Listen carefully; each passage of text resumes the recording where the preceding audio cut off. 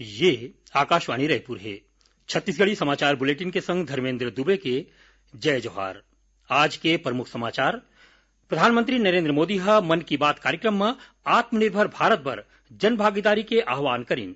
Local जिनिस बिसाए ऊपर जोर दिन। मुख्यमंत्री भूपेश बघेल प्रदेश के ग्राम पंचायत और नगरीय निकाय के वित्तीय प्रबंधन ल मजबूत बनाए बर चार्टर्ड अकाउंटेंट्स मन ले मदद के आह्वान करीन है।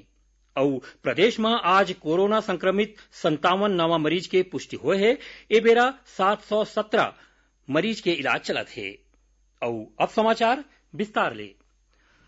प्रधानमंत्री नरेंद्र मोदी कीन है कि भारत सखा के भावना के सम्मान करथे और बेड़ा पड़े में अपन बैरी मन ला बने ढंग ले जवाब देमा घलो तैयार है।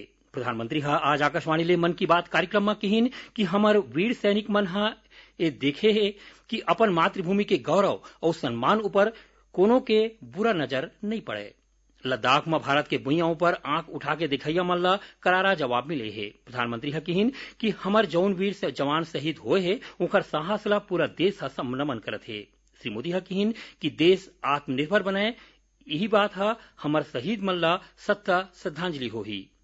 प्रधानमंत्री कहिन कि एक नागरिक के हिसाब ले हम जम्मो जन के संकल्प समर्पण और सहयोग बहुते जरूरी है। ओमन कहिन कि आप मन ला लोकल जिनिस बिसाहू लोकल बर वोकल होहू त समझो देश मजबूत होवत है। श्री मोदी कहिन कि कोरोना महामारी के दौरान लोगन मन ला आने आने बीमारी ले बाँचे बर पड़ही। ओमन आयुर्वेदिक दवाई जड़ी बूटी ले बने औषधि और गर्म पानी पिए के सुझाव दिन। ओमन कहिन कि कोरोना महामारी के दौरान अदरक हल्दी और आने मसाला के मांग भारत के संगे संग अमेरिका में घलो बाढ़ गे है। प्रधानमंत्री कहिन कि लॉकडाउन ले ज्यादा सतर्कता अब अनलॉक के दौरान बरते बर पड़ही। अपन मन की बात कार्यक्रम में प्रधानमंत्री मास्क लगाए के बारे में और 2 गज के दूरी के पालन करे के बात कहिन। श्री मोदी अपन बात में कहिन कि मानसून अब देश के ज्यादा भाग में पहुंच गए है और ए बेरा बने पानी गिरत है। ओमन लोगन मन ले अपील करीन कि पर्यावरण के रक्षा बर वर्षा के पानी ला बने ढंग ले सहेज के रखे जाए। प्रधानमंत्री पच्चीसी मोक्ष पाटम और गुट्टा जैसन पारंपरिक खेल के जिक्र करत परिवार के सियान मन ले विनती करीन कि ओमन ए खेल के बारे में आज के नवा पीढ़ी ला बने ढंग ले बतावे। प्रधानमंत्री नरेंद्र मोदी के आह्वान ऊपर केंद्रीय संस्कृति मंत्रालय आज ले 12 जुलाई तक संकल्प पर्व मनाही, जेमा ज्यादा ले ज्यादा पेड़ पौधा लगाए के अभियान चलाया जाही। केंद्रीय संस्कृति मंत्री प्रहलाद सिंह पटेल कहिन कि संकल्प पर्व के दौरान लोगन मन प्रधानमंत्री ढार ले बताए गे 5 ठिन रुख बरगद, आंवला, पीपल, अशोक और बेल के पौधा लगा के देश के औषधि पौधा मन ला महत्व दे के परंपरा ला आगू बढ़ाए के विनती करे गे है। प्रधानमंत्री नरेंद्र मोदी के दूसर कार्यकाल के 1 बछर पूरा होय ऊपर भारतीय जनता पार्टी रहार ले चलाए जात जन संवाद कार्यक्रम आज सिरागे। ए मौका में मध्य प्रदेश के मुख्यमंत्री शिवराज सिंह चौहान वीडियो कॉन्फ्रेंसिंग के माध्यम ले वर्चुअल रैली ला संबोधित करत पार्टी कार्यकर्ता मन ले केंद्र सरकार के योजना ला जन जन तक पहुंचाए के आह्वान करीन।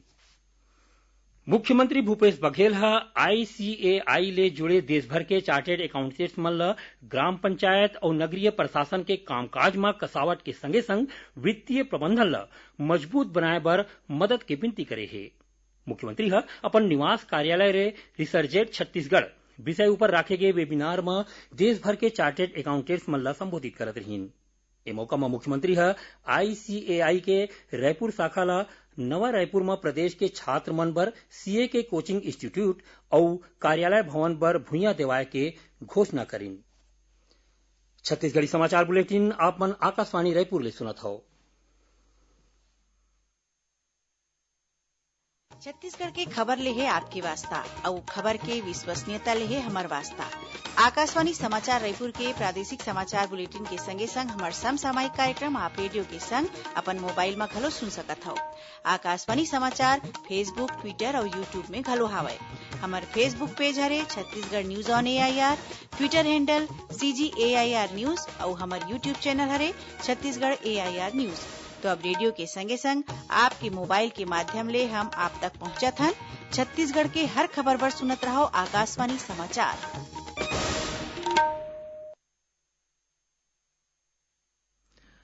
अब आगू बढ़न बाँचे समाचार को थी। प्रदेश में आज घलो कोरोना संक्रमित मरीज पाए गिस। अभी तक मिले जानबा के मुताबिक प्रदेश में आज कोरोना संक्रमित 57 नवा मरीज के पुष्टि हो है, जेमा राजनांदगांव ले 16, रायगढ़ ले 12, बिलासपुर और कबीरधाम ले 7-7, रायपुर और दुर्ग ले 5-5, बलौदाबाजार ले 4 और नारायणपुर जिला के 1 मरीज मिले है। ए बेरा 717 झिन मरीज मन के इलाज आने आने अस्पताल में चलत है। राजनांदगांव जिला में आज 16 झिन नवा मरीज मिले के बाद प्रशासन डहार ले विशेष सतर्कता बरते जात है। वहीं काली जिला में 21 झिन नवा कोरोना संक्रमित मरीज मिले रहिस, जेमा खैरागढ़ विधायक के मैनेजर के संगे संग मेडिकल कॉलेज अस्पताल के 1 झिन डॉक्टर और 2 झिन स्टाफ नर्स घलो शामिल है। वहीं रायगढ़ जिला में आज 12 झिन कोरोना संक्रमित मरीज के पहचान करे गए है, जेमा 11 झिन मरीज फ्रेंड्स कॉलोनी ले मिले है। इति दुर्ग जिला में घलो आज 5 झिन नवा कोरोना पॉजिटिव मरीज मिले है। ये जम्मो झिन बीएसएफ सेक्टर 6 के जवान हरे। ओती बिलासपुर जिला में आज जौन 7 नवा मरीज के पहचान होए है, ओमा 2 झिन मरीज शहर के प्राइवेट होटल में क्वारंटाइन रहिन। वहीं दंतेवाड़ा जिला में सीआरपीएफ के 1 झिन जवान घलो कोरोना संक्रमित पाए गए है। यही बीच महासमुंद जिला में कोविड केयर सेंटर और कोविड अस्पताल शुरू होए के बाद अब कोरोना जांच के सुविधा घलो शुरू होवत है। जिला चिकित्सालय के कोविड इकाई में एक ठिन ट्रू नाट मशीन लगाए गए है, जी हां अवैया महीना ले कोरोना संदिग्ध और संक्रमित मन के जांच करे जा सकी। प्रदेश में धातु वाले और नमकीन पानी के समस्या वाले जगह में अब ऊपरी जल के माध्यम ले पिए के पानी के व्यवस्था करे जाही। मुख्यमंत्री हा काली रायपुर में ऊर्जा विभाग और क्रीड़ा के समीक्षा बैठक में अधिकारी मन ले ए बारे में निर्देश दिन। मुख्यमंत्री हा गरियाबंद के सुपे बेड़ा में नदिया के पानी और बेमेतरा, बालोद, धमधा, साजा, नवागढ़ में नमकीन पानी के शिकायत के स्थिति सरफेस वाटर के प्रयोग करके पानी के व्यवस्था भर योजना बनाए के बात कहीन। मुख्यमंत्री हा क्रीड़ा अधिकारी मन ला दूर दराज वाले जगह मन में सौर ऊर्जा के माध्यम ले बिजली के व्यवस्था करे के संगे संग किसान मन ला सोलर पंप दे के निर्देश घलो दिन। छत्तीसगढ़ गृह निर्माण मंडल के जम्मो योजना मन में छत्तीसगढ़ भू संपदा विनियामक प्राधिकरण रेरा के मापदंड के पालन में ए बेरा चलत पंजीयन शुल्क में कटौती करे जाही। आवास मंत्री की अगुवाई में रायपुर में राखे गए गृह निर्माण मंडल के बैठक में ए फैसला लेगिस। निर्णय के मुताबिक ए बेरा एकमुश्त 15% पंजीयन राशि की जगह में अब हाउसिंग बोर्ड के जम्मो योजना के तहत बने या बनत ईडब्ल्यूएस भवन पर 25,000 रुपया और एलआईजी के भवन पर 50,000 रुपया के पंजीयन राशि रखे गए है। कोरोना संक्रमण के सेती आवंटित भवन मन के दिए किस्त के तारीख ल घलो बढ़ा के 30 जून कर दे गए है। बैठक में यह निर्णय लेगिस कि अब 1 झिन मनखे 1 ले ज्यादा मकान खरीद सकथे। पेट्रोल डीजल के भाव में बढ़ोतरी और महंगाई के खिलाफ प्रदेश कांग्रेस डहार ले काली 29 जून के राजधानी रायपुर के संगे संग जम्मू जिला मुख्यालय मन में धरना प्रदर्शन करे जाही। धरना प्रदर्शन के बाद कांग्रेस के कार्यकर्ता मन डहार ले राष्ट्रपति के नाम ज्ञापन घलो दे जाही। एक मौका में पार्टी के प्रदेश अध्यक्ष मोहन मरकाम के अगुवाई में राजधानी रायपुर के राजीव गांधी चौक ले पूर्व मुख्यमंत्री डॉक्टर रमन सिंह के घर तक साइकिल यात्रा घलो निकाले जाही। इस दौरान कांग्रेस के जिला, ब्लॉक और विधानसभा कमेटी मन डहार ले स्पीक ऑन पेट्रोलियम प्राइजेस के कार्यक्रम चलाए जाही। प्रदेश में अवैया 24 घंटा के दौरान कतकों जगह में हल्का ले मध्यम वर्षा होए के संभावना बताई गई है। वहीं दक्षिण छत्तीसगढ़ के 1-2 जगह में गरज चमक के संग भारी वर्षा और गाज गिरे के चेतावनी दे गई है। मौसम विभाग ले मिले जानकारी के मुताबिक उत्तर पूर्व मध्य प्रदेश ले उत्तर मध्य महाराष्ट्र तक एक ठिन द्रोणिका बने हैं, जेकर असर ह प्रदेश में घलो दिखत है। आखिर में प्रमुख समाचार एक घाव फिर। प्रधानमंत्री नरेंद्र मोदी हा मन की बात कार्यक्रम में आत्मनिर्भर भारत भर जन भागीदारी के आह्वान करीन, लोकल जिनिस विषय ऊपर जोर दिन। मुख्यमंत्री भूपेश बघेल हा प्रदेश के ग्राम पंचायत और नगरीय निकाय के वित्तीय प्रबंधन ला मजबूत बनाए बर चार्टर्ड अकाउंटेंट्स मन ले मदद के आह्वान करे है। और प्रदेश में आज कोरोना संक्रमित 57 नवा मरीज के पुष्टि हुए है। ए बेरा 717 झिन मरीज के इलाज चलत है। एक संग छत्तीसगढ़ी समाचार बुलेटिन इहे सिरावत है। जय जोहार।